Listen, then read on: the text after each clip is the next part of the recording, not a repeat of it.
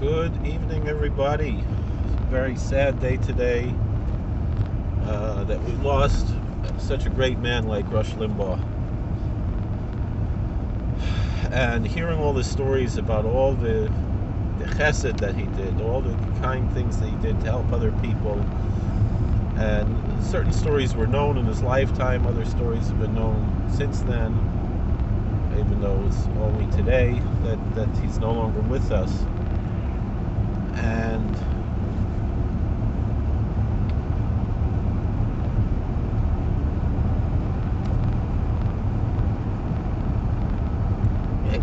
he was the real deal.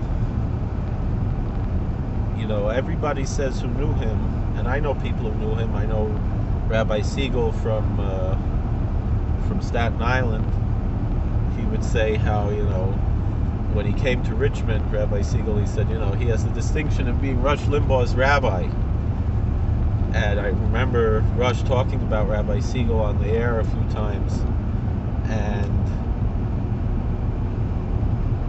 he said, in Richmond he got an ovation for that, but in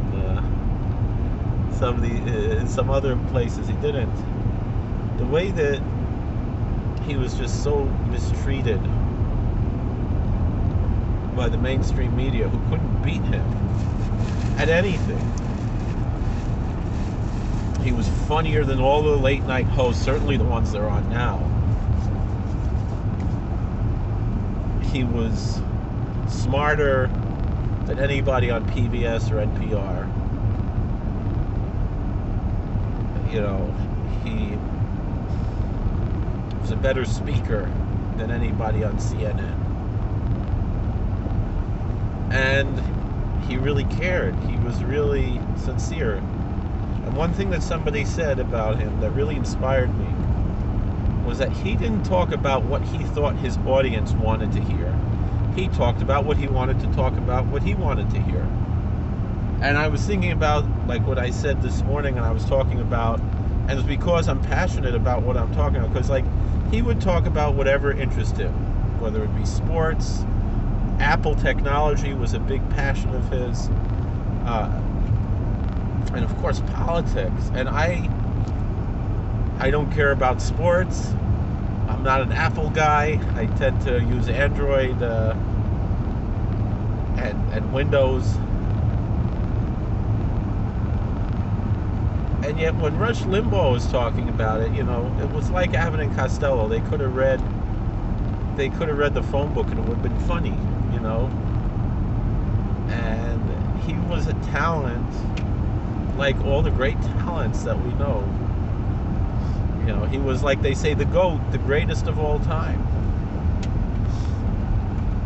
He made talk radio what it is. And he didn't care to associate with those who differed from him. He went on Family Guy, and he had a lot of fun doing it.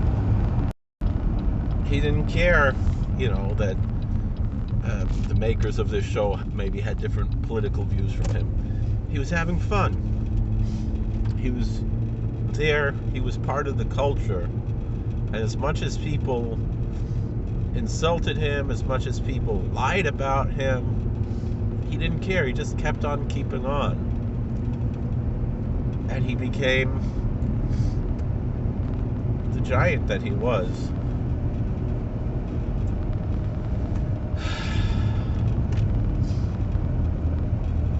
And I was just listening to Sean Hannity and Mark Levin talking about him and their friendship with him. And then they played, Sean Hannity played an interview that President Trump had with some folks on Fox News talking about him and just how powerful this was. And it's such a tremendous loss. And he kept on working till very recently. I was watching the Twitter. I don't always get to listen to Rush. A little bit on my lunch break, and the station that comes in clearer plays Dennis Prager instead. And so, I switch back and forth between those two on that half hour on my lunch break. And to be honest, even though Prager's, of course, a member of the tribe, I always preferred Rush because he just had it all. And Prager's pretty good. I don't agree with him. I probably agree with Rush on more things than I agree with Prager. The only things, probably I'd have more in common with Prager to talk about, more nerdy things than sports and iPhones. But he really cared about people. I once won the books that he wrote, the books for children, the Rush Revere books. I have 2 of those at home.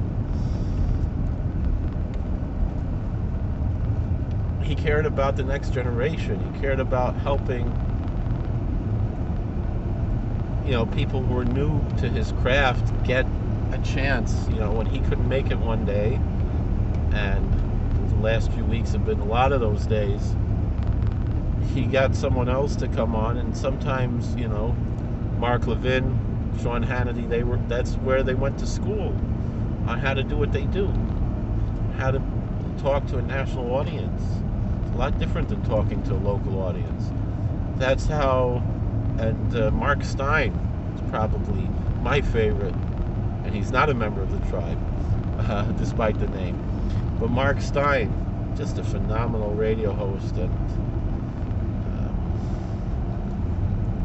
it's just such a loss that we have. I have no words. I can't get over it. I mean, I knew he was sick. We knew we were praying for him. And just how people insulted him and lied about him all the time. Sick people. They had nothing better to do than just make up lies about Rush Limbaugh. Because they couldn't handle the truth. The same thing with President Trump. They just couldn't handle the truth. They couldn't handle freedom. And so they just make up lies about these people who are just helping and doing good work. And the one thing that Mark Levin said that Rush wants the next generation to be inspired, and that's what he wanted. And that's what we got to do. We got to learn from that. We got to make our YouTube channels, our podcasts, maybe get on radio and TV if they let us and if it's still relevant. And we see where that goes. And if God wills it, we can all be Rush Limbaughs.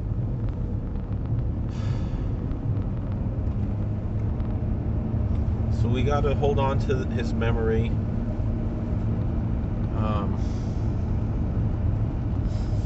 Not give up hope. It seems like such a hopeless time. They took the president out of the White House. We lost Rush Limbaugh. We're in a really dark winter, like Joe Biden said. But there's a light at the end of the tunnel. Things are going to get better. We can't give up hope. America's not over.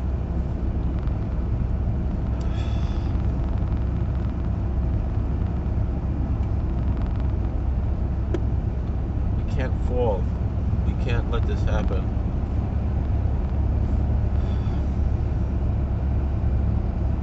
So we got to keep going on. We have Mark Levin. We have my favorite is Glenn Beck, who I really believe is a prophetic voice in the wilderness. We still have great voices that are there to keep us going, to remind us that we're not alone. Because the truth is, Donald Trump wasn't teaching us anything, and Rush Limbaugh wasn't teaching us anything, and more than just that we're not alone. We're not the only one. We're not like crazy. There are other people who have common sense. Because when you're a normal person surrounded by crazy people, it's easy to start to think that you're crazy.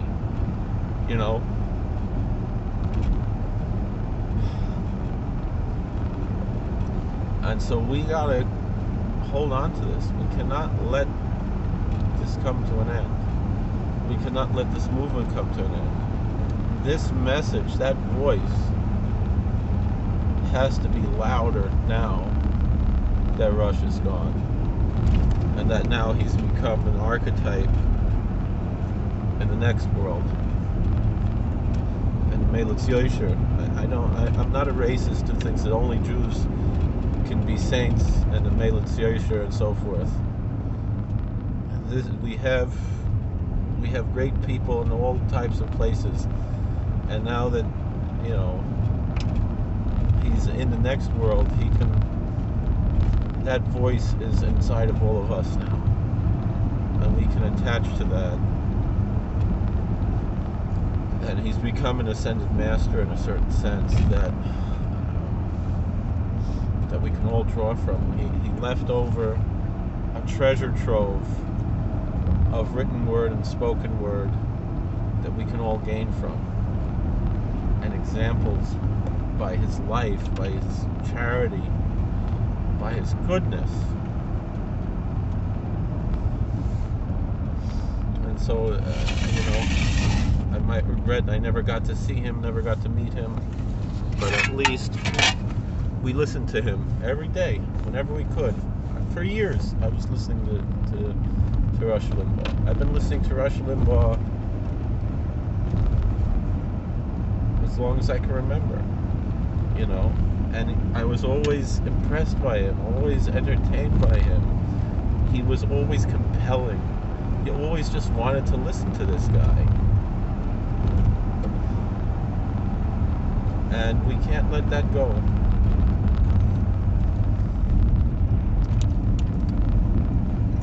We got to be the next generation.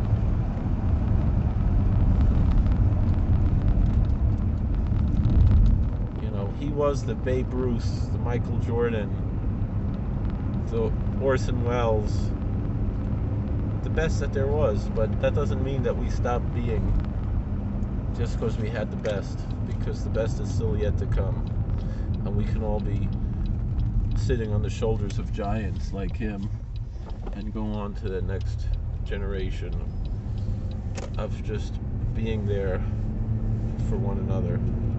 That's what we got to do. The years are going to go on. How fast the years go by.